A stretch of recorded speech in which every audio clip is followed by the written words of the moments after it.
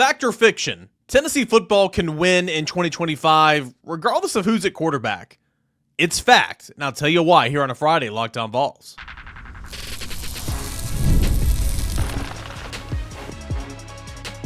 You are Locked On Vols, your daily podcast on the Tennessee Volunteers. Part of the Locked On Podcast Network, your team every day. Hey, good Friday morning, everybody. Welcome into Locked On Vols. I'm your host, Eric Cain. Appreciate you guys for being here, making Locked On Vols your first listen, your first watch each and every single morning. We are a part of the Locked On Podcast Network, where it is your team every single day. Free and available wherever you get your podcast every day. Or couldn't do it without you. Thank you so much. Got a fun show coming up here today, and it's presented by our friends over at Monarch Money, where you can take control of your finances with Monarch Money by using the promo code LOCKEDONCollege at monarchmoney.com for 50% off your first year. Again, monarchmoney.com. Great deal over there at Monarch Money. Fact or fiction? CBS Sports put out an article after Tuesday at the SEC Media Days. All four of those teams. It was Georgia, Texas, Auburn, Tennessee. Fact or fiction from something at the podium that the head coaches said.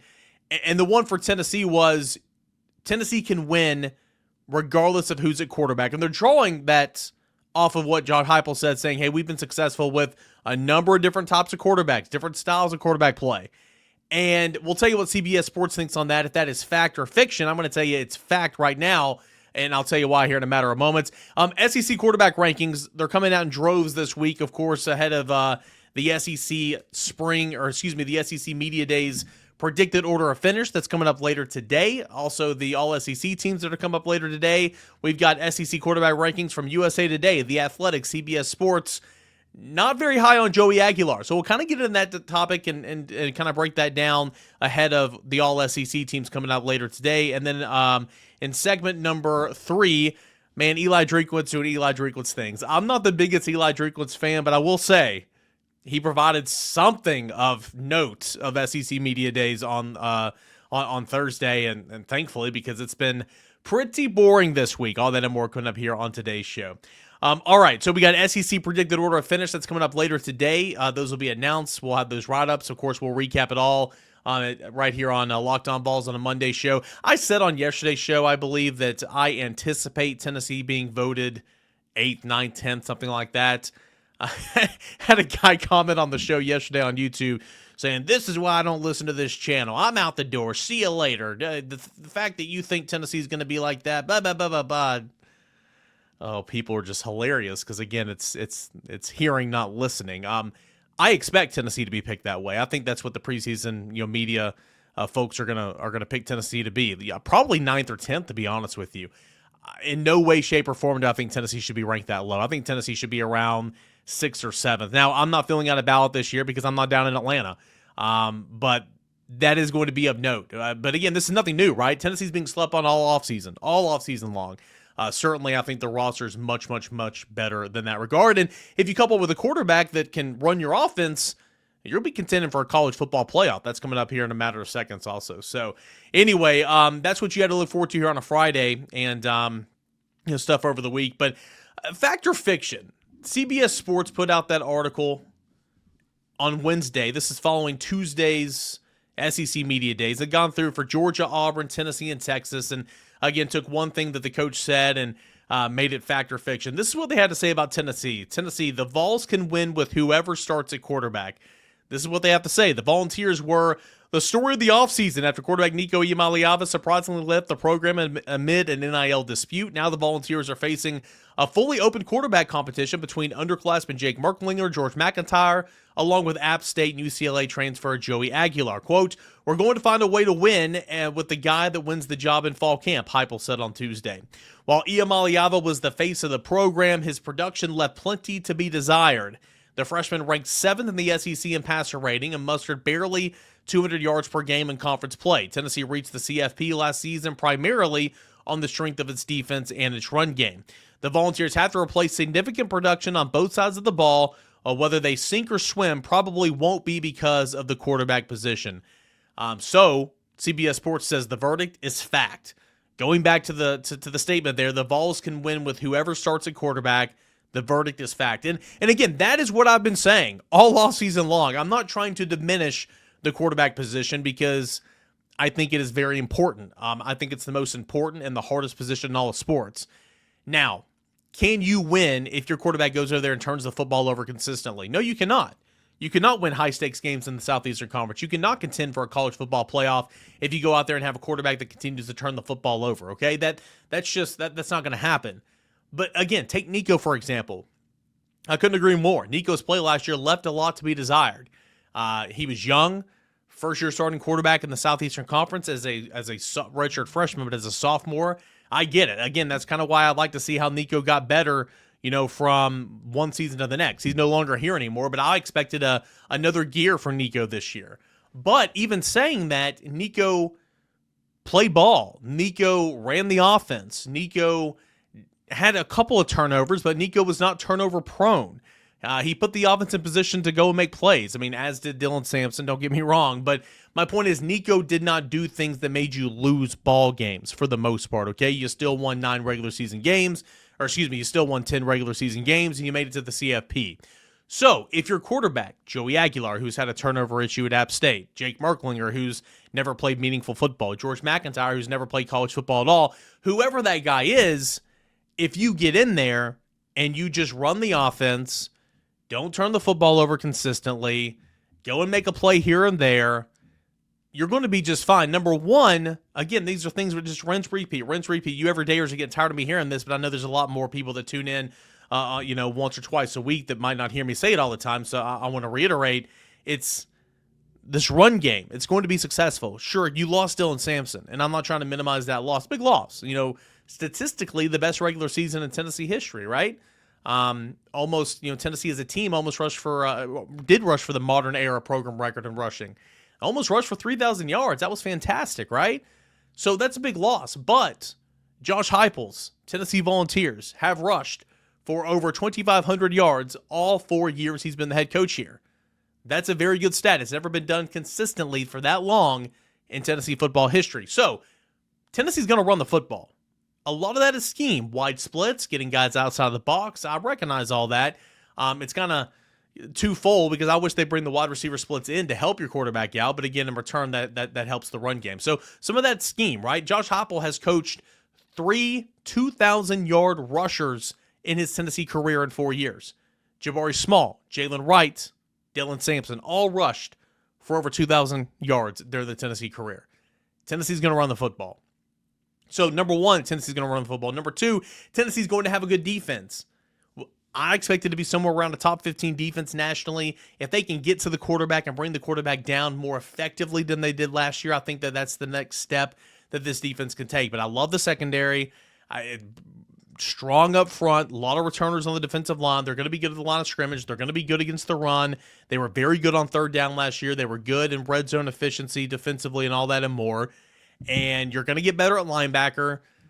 You have tons of returners on the defensive line and the secondary. I know Jermon McCoy's a big question mark. His health to begin the season.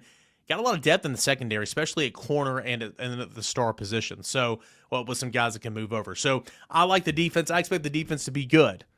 So, two reasons why this is fact is because the defense is going to be good. The third reason, look at the schedule. Oh, my goodness. Like, Paul Feinbaum, earlier this week couldn't quite grasp, Tennessee, worst case scenario could be, 8 wins or whatever, maybe even 7 wins if just everything falls off. He couldn't quite grasp it, right? But it's like, look at the schedule. Syracuse, Tennessee's a 2-touchdown favorite. Opening game, I recognize that. You can't have disastrous quarterback play. I get all that. But Syracuse, for as many questions that Tennessee has, Syracuse has maybe even more, right? And I will take Tennessee's roster 10 times over 10 over Syracuse any day of the week. So, Syracuse to lead things off. ETSU, Georgia at home, week 3, the SEC home opener. That's a massive game. I get that. UAB, Mississippi State on the road. You better handle business there. Arkansas at home. You're going to get revenge. That game's at home. Alabama on the road. That's a toughie. Kentucky on the road. You win that one all the time. Oklahoma at home. That's going to be a much bigger game this year, in my opinion, but it is at home. New Mexico State, Florida on the road, that stuff, and then Vanderbilt. The schedule lines up. I talked about Tennessee likely being voted 8th, 9th, 10th in the SEC preseason predicted order of finish today. The teams that are going to be voted behind them, Kentucky is on your schedule. Vanderbilt is on your schedule. Arkansas is on your schedule. Mississippi State is on your schedule. Florida should be behind Tennessee, but Florida is on your schedule. That's my point. Your schedule lines up. So going back to the fact or fiction, Tennessee can win with whoever at quarterback. CBS Sports says that's fact. I'll say that's fact as well. And again, that has been my message. That has been what I've been preaching over the offseason, right? Yes, it absolutely matters. It absolutely matters, the quarterback position, okay? But the way Tennessee is built and the way Tennessee made the college football playoff last year, you don't need Superman under center. You don't need Superman to be your quarterback. You just need a guy to go out there and make you some plays at big-time moments and is not going to consistently turn the football over. So I couldn't agree more. Fact or fiction, give me fact. Tennessee can win ball games regardless of who is its starting quarterback in 2025. SEC quarterback rankings. The synopsis is it's going to be Joey Aguilar. So where does Joey Aguilar rank in the Southeastern Conference? The Athletic, CBS Sports, USA Today. You're not going to like it, but let's break it down. All that and more is coming up when we continue right here on Locked On Vols. Do you ever wish managing your money felt a little easier? With Monarch Money, it can. Whether you're growing your savings or planning a big purchase, Monarch puts you in the driver's seat. It's like having your own personal CFO, right? Giving you full visibility and control over your finances. Monarch Money, it's more than just a budgeting app. It's a complete financial command center. You can track all of your accounts, your investments, and spending in one place. So in addition to managing your money, you're also building wealth. Why I like Monarch Money, I mean, we're adults here. We got stuff coming out of this checking account. My retirement's out of here. My mortgage is out of here. My subscriptions are out of here. It gets confusing. I got one job, checking account comes into this one, direct deposit. I get mailed a check here. I mean, I'm all over the place, right? Doesn't take much to confuse me. But with Monarch, it's all in one place to help me track it and really just start building wealth, right? Take control of your finances with Monarch Money. It helps me. I think it can help you as well. Use promo code LOCKEDONCollege at monarchmoney.com for 50% off your first year. That is monarchmoney.com. Promo code LOCKEDONCollege for half off your first year. Again, that is our friends over at Monarch Money. The all SEC teams, preseason teams, are going to be debuted later this morning, along with the SEC predicted order of finish.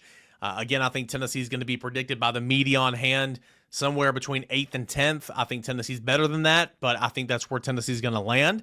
Okay, keep in mind, too, last year Tennessee was preseason voted 7th. So, you know, if you're voted 8th or 9th, if you're voted 8th, it's really not that far back from what you were preseason voted. But nonetheless, I think that's where Tennessee's going to be predicted to finish the season. I think Tennessee's going to get a couple of all SEC guys, primarily on the defensive side of the football. Jamal McCoy should be up there. I think Boo Carter is going to be up there as an athlete. Maybe it's a return specialist. We'll see about Joshua Josephs. Maybe Ricky Gibson. On the offensive side, maybe Miles Kutzelman. That's probably it. But nonetheless, that's coming up later this morning. But because that's coming up later this morning, there's been tons and tons and tons this week of SEC quarterback rankings. They've been coming in droves. And I pulled three aside specifically because they have the same rating for Tennessee, or the same ranking for Tennessee's Joey Aguilar, right? Coming in at number 15 out of 16, Tennessee presumed starting quarterback in these rankings, Joey Aguilar. He is ranked number 15 out of 16 by CBS Sports. He is ranked number 15 out of 16 for USA Today. He is ranked number 15 out of 16 per The Athletic. So, not a whole lot of belief in Tennessee's presumed starting quarterback, Joey Aguilar. And again, we'll see if Joey Aguilar ends up being the guy. I mean, these last couple of teams, very much quarterback competitions, right? This is what CBS Sports has to say about Joey Aguilar. Quote, "Let's make this clear. Aguilar is the Vols' projected starter this season. Josh Heupel said Tuesday the competition will be fierce during fall camp as Tennessee begins its post-Nico Iamaleava era. Aguilar threw 56 touchdown passes over 2 seasons at Appalachian State as the starting quarterback before transferring to UCLA. Said last fall, that was in December. He went through spring practice with Deshaun Foster's team before hopping into the portal in what essentially amounts to a trade with Tennessee. So not a whole lot about his turnover issues there, not a whole lot about anything else outside of just how he got to Tennessee in that little write-up there at CBS Sports. The big reason why people have him voted or ranked down towards the bottom or next to the last position here is because he's not done it at this level, okay? And some of that's fair. I get it. Just like where Tennessee's going to be ranked today, I think some of it's fair. I wouldn't vote Tennessee there, but I think some of it's fair. I get it. I understand what it looks like from the outside. Like, I'm not naive, right? I'm not just going to sit here and pump sunshine. Like, I get it from a national perspective. But I think it's mostly just on unprovenness, especially in the Southeastern Conference. It's just a lot of questions. We haven't seen it, therefore we can't bank on it, which is completely different from all the narratives around Arch Manning. And we've seen Arch Manning play a little bit, but even as Arch Manning, which I thought he handled himself really, really well on Tuesday, even with what he said, he's like, I haven't done anything yet. Like, I don't get the hype. I got to go out there and earn it. I mean, that was, obviously he's a Manning, very well spoken, very well coached up, smart individual. So that comes as no surprise. But it's kind of the opposite, right? We haven't seen a lot of Arch Manning, but everybody thinks Arch Manning's the second coming, right? A lot of that has to do, again, with the name Manning. But that's what CBS Sports has. That's where CBS Sports has Joey Aguilar. USA Today has Joey Aguilar at number 15 as well. And all three of these I'm highlighting has Zach Calzada, the projected starting quarterback at Kentucky, there at number 16. Joey Aguilar at number 15, Bo Pribula of Missouri at number 14, Jackson Arnold now at Auburn at number 13, Blake Shapen, Mississippi State at number 12, Ty Simpson at number 11. That's the 11 through 15. It looks like, okay, CBS Sports actually, interesting. Marcel Reed, it's Bo Pribula, Missouri, coming over from Penn State. He was Aller's backup last year. He's at number 14. Marcel Reed's at 13. I hear you. I don't think Marcel Reed's that good of a throwing quarterback, but I would not have him down at number 13. Jackson Arnold at 12, Blake Shapen at 11, Gunnar Stockton at number 10, Ty Simpson at number 9. You want to talk about unproven? Ty Simpson hadn't done anything. He's been a career backup, and that's fine, but, at least Gunnar Stockton's shown he's played a little bit. Blake Shapen's played a little bit before injury. Jackson Arnold has beaten Alabama.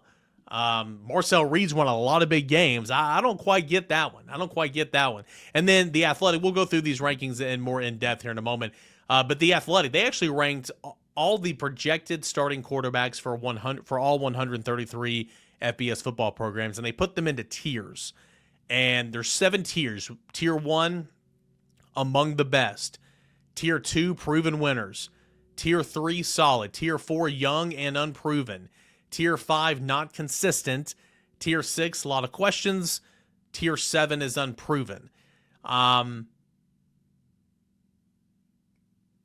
Athletic has Joey Aguilar ranked as 15 out of 16 of SEC quarterbacks, number 60 in the country in terms of FBS quarterbacks. Calzada is behind him again at Kentucky, 63rd nationally. It's only 3 spots behind Aguilar. Shapen of Mississippi State's at 58, Stockton's at 48, Simpson's at 47, Pribula's at 38. I don't understand that one. He's an athlete. He runs really, really well, but I do not understand that one. Austin Simmons, mind you, a new starting quarterback for Ole Miss. He's at number 37. Jackson Arnold's at 35. There we go. Marcel Reed's up there at number 26. I think that's very much more on par with Marcel Reed. Taylon Green's at 21. Might be a bit steep. Diego Pavia at number 15 nationally. Okay. Arch Manning, I can respect this at least. He's at number 10. Okay. At least you're not at number 1 like all these other publications want to rank you. DJ Lagway at number 5. Again, I'll never understand why a freshman quarterback that threw for 9 interceptions and led the 67th best passing attack offense in the country last year is getting all this top 5 preseason hype. I just don't get it. Do I think DJ Lagway's a stud, a dude, a player? Absolutely. I think he's a fantastic football player. Also, I saw him throw 9 picks last year. I saw him lead a unit in Florida that was ranked 67th in the country. Stats are facts, right? Come on. What are we doing here? Lagway, number 5. John Mateer, transfer at number 4. Sellers of South Carolina is number 3. Nussmeier, number 2. These are all nationally, but these are the top quarterbacks in the SEC, according to The Athletic. The Athletic has Nussmeier, Sellers, Mateer, Lagway, and Manning in Tier 1. Remember, Tier 1 is among the best. Tier 2 is proven winners. Diego Pavia. I think he's a winner. I think Vanderbilt's not. Tier 3, Taylon Green, Marcel Reed. That is solid. Tier 4 is young and unproven. Jackson Arnold, Austin Simmons, Bo Pribula. Ty Simpson is not young. He is unproven, though. Gunnar Stockton, and Blake Shapen. Tier 5, the one that Aguilar and Zach Calzada are in, are not consistent. And, a combined, 24 interceptions in 2 years. going along with 56 touchdowns, mind you, at Appalachian State in 2 years of starting quarterback. Okay. But still, that's just a bit too far down for me. And for a guy that I understand the Sun Belt is not the SEC, but goodness gracious, 56 touchdowns in 2 seasons, that's getting it done. So that's what the Athletic looks like right there. Again, let's go back to CBS Sports. So let's work from the top here. Number 1's Garrett Nussmeier. I fully have no qualms there. I think he's the best returning quarterback in the SEC. Number 2's Arch Manning. Again, I'd slide him down because he's got to go out and prove it. Number 3, Lenore Sellers. Number 4, John Mateer. Number 5 is DJ Lagway. Number 6, Diego Pavia. Number 7 is Taylor Green. Number 8 is Austin Simmons. Number 9 is Ty Simpson. 10 is Gunnar Stockton. I'm not high on Gunnar Stockton at all. I have no issue with him being down there, but I would at least flip him and Ty Simpson. Ty Simpson's not done anything.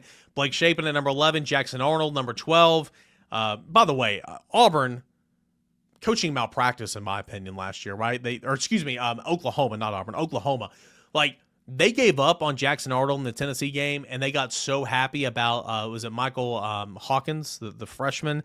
They came in and ran all over Tennessee there in the fourth quarter, and Tennessee had some reserves in on defense and all that, and they scored a couple of times there at the end. And then they went with him there a little bit, and then they had to call on Jackson Arnold to beat Alabama later in the season. They gave up on him way too soon. Way too soon. Seth Luttrell, actually, is now here at Tennessee. Maybe we can ask him about it. Certainly he's not going to want to talk about that time, but nonetheless, I thought that was silly to give up on him so soon.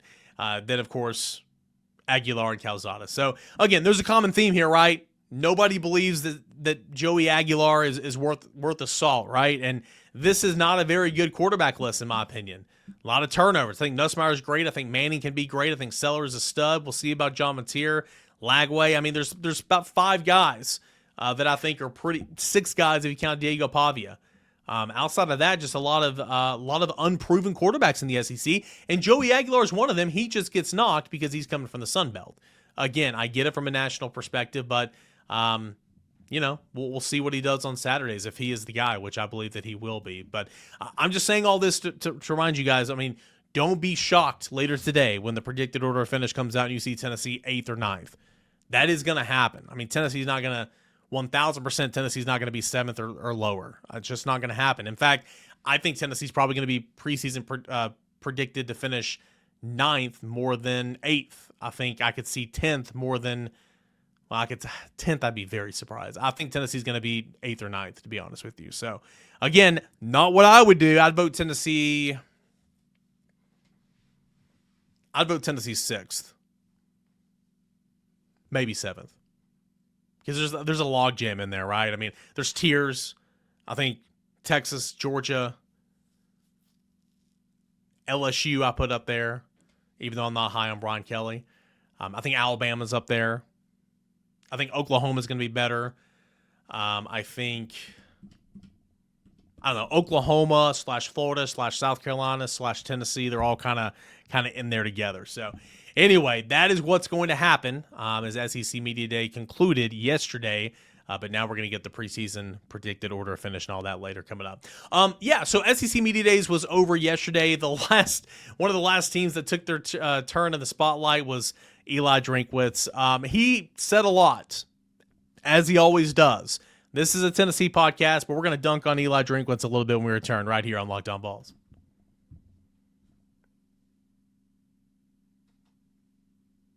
If you're an everydayer of Locked On Vols, number 1, thank you. Can't thank you enough. Appreciate you. Love it. Love you. Love you, mean it, all that good stuff. But you guys know I have some coaches that I just can't stand. And in my profession, especially me, not just a guy that yaps on YouTube all the time, but I mean, I'm on the ground floor. I'm there every single day. My face is shown. I'm on the beat. So, doesn't mean I don't still say what I want to say. But I have to be careful with my words sometimes because you just never know when somebody could have a coaching change and they could be on staff here or could be the head coach here. Just whatever. You just never knows my point. Now, I don't think Urban Meyer's ever going to be in Tennessee Orange. Hate that guy. Can't stand that guy. Awful human being. horrific human being. And the fact that he went down there in Jacksonville and that was the biggest clown show I've ever seen in my life a couple years ago just brought joy to my heart. Maybe I'm a bad person for saying all that. It is what it is. Urban Meyer deserved all that crap in Jacksonville. Horrible person. Really good coach. Not in the NFL. Really good college coach and very good in his role on Big Noon Kickoff. I mean, he's a good listen. He knows his stuff, obviously, but I still don't like him. You guys know I don't like Brian Kelly. I think I don't think that he's a very good person. Okay. Also, I think that LSU has done less with more than anybody I've ever seen. And for some reason, I'm super high on LSU this year. Running back, Nussmeier, high on him. Whit Weeks, fantastic defensive player. I mean, I think they're going to be really good. But we'll see if LSU lets everybody else down this year again because, I mean, they had 2 first-round wide receivers and the Heisman Trophy winner at quarterback, and they won 9 games. You know? Like, nobody's done less with more than Brian Kelly at LSU. But anyway, you guys know there's certain coaches that I just don't like. Urban Meyer's up there. Brian Kelly's up there. Not in the same area code, not even remotely in the same area code, is Eli Drinkwitz. Eli Drinkwitz just kind of gets on my nerves, right? Like he has over the years. But I will say this, maybe I'm getting older, maybe I'm getting more mature, maybe I'm just not letting the small stuff get to me. His antics don't necessarily bug me as much as they used to. In fact, I'll say this, SEC Media Days has been so boring.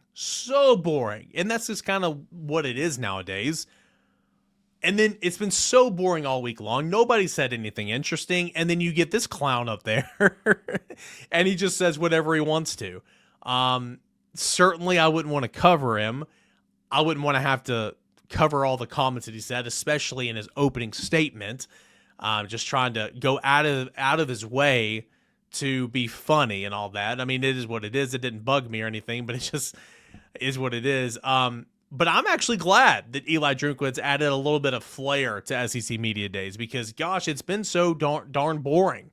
It's been so darn boring. A couple years ago in Hoover, he was taking shots at Dan Mullen in Florida, and he's taking shots here and there, like always trying to say something to stay relevant. But in this case, I actually don't mind it because it's been just a dud of a week, in my opinion. Now, one of the football things that got on everybody's agenda was him talking about his college football playoff structure, what he would do. Eli Drinkwitz has proposed a 30-team playoff. He said, quote, "Now you're talking about an opportunity for 30 teams, for 30 fan bases to be excited and to be engaged. You got 30 teams of players who have access to compete for a championship." That was his quote on how he would do the playoffs, talking about 30 teams. Now, he goes on to say and expressed some frustration. He said, he quote tweeted somebody, I think it was Unnecessary Roughness, and he said, "That's not what was proposed or how it was presented. Maybe evaluate the idea before assuming and making an aggregated headline." On Championship Saturday, each conference have play-in games to the 16-team playoff instead of having a selection committee. That's the idea. That happens in December. Now, Eli, I agree with your tweet. It's not what you said at the podium, buddy. It's not what you said at the podium. Don't take people, don't be upset with people running with headlines when you didn't give context. What you said at the podium was not what you said in this tweet. What you said in this tweet, I agree with, man. I love the play in the game aspects. I think that's fun. I think that's more engaging. Again, this year, your play-in game would have been what? To get that fourth, say it was a fourth, say you get 4 automatic qualifiers, say the play-in game to get that fourth, it would be between Alabama and South Carolina, right? Who's not watching that? Who gives a crap about Texas and Georgia? They're both in the playoffs, right? Nobody cares. Nobody cares. Flex that some gun. Put in Alabama and South Carolina for a play-in game to get in the college football playoff. Put in Miami and I guess there wasn't another player in the ACC because Miami played themselves out of it. Oh, it would have been Miami and Clemson. Clemson, again, they won the ACC championship to get in. So my point is the Big Ten can do it. The SEC can do it. You have enough top-heavy teams that could be vying for a college football playoff spot to have a play-in game on the weekend of conference championship weekend in the 1st of December. If that's what you meant, Yeah, sign me up. That's cool. I love that. There's more and more teams involved. Like, that's fun, but that's not necessarily what you said there. But 30 teams, if you went with the straight 30-team college football playoff format, oh my gosh, what are we doing? Like, I'm glad the playoffs expanded. Okay, I was, at the very beginning, I'm like, why expand past 4? There's not even 4 teams in the country that can win the whole thing this year. For the most part, that was true because the semifinals were a bunch of just horrific games, awful games during the 14 playoff era. But this year specifically showed you Ohio State was the 7th seed. They went on to win the national championship. Wouldn't have got that opportunity in the old format. I like the fact that the expanded playoffs because games starting October 1st means so much more. Oh, it's going to devalue. It's going to water down the regular season. It's done the opposite. It's 1,000% done the opposite. It's made those games mean so much more, and it's more exciting and all that. So for me, I love the expanded playoffs. You're at 12 now. I'm fine with 16. Just get it over with. But I mean, goodness gracious, anything past that, like, what are we doing? It's like basketball, right? 64 was great. They went up to 68. Okay, I'm on board now with the playing games. The way they do them and all that. Like, that's fine. They want to go up to 72. Why? Why go up to 72? That's so silly. Why go to 96? That's so dumb, right? So the 30-team college football playoff proposal would be silly. But Drinkwitz, if you actually meant the play-in concept, then yeah, I'm on board with you there. So he had that proposal a little bit. He had, again, a couple of jabs in his opening statements that we're not going to go into because this is a sports podcast. But again, just trying to be funny. He had a wisecrack at Greg McElroy, talking about the Nick Saban rumors. So he had to get that one in out of the door a little bit. So again, I'm not the biggest Eli Drinkwitz fan, okay? But I kind of liked his spark. I kind of liked what he had to say at SEC Media Days yesterday because it was something. It was not just the boring coach speak, all that stuff. It actually gave us something to talk about a little bit. So I thought it was a good ending to SEC Media Days, and who would have thought it came from Eli Drinkwitz? So job well done there. All right, that is going to do it here for this edition of Locked On Vols. Can't thank you enough for being here, making Locked On Vols your first listen, your first watch, each and every single morning. Please subscribe to the channel. Tell your friends. This is the Tennessee podcast for them. If you're new to the show, hope you enjoyed it. Come back Monday. We'll recap everything that was, the predicted order of finish, all SEC teams, whatever happened over the weekend.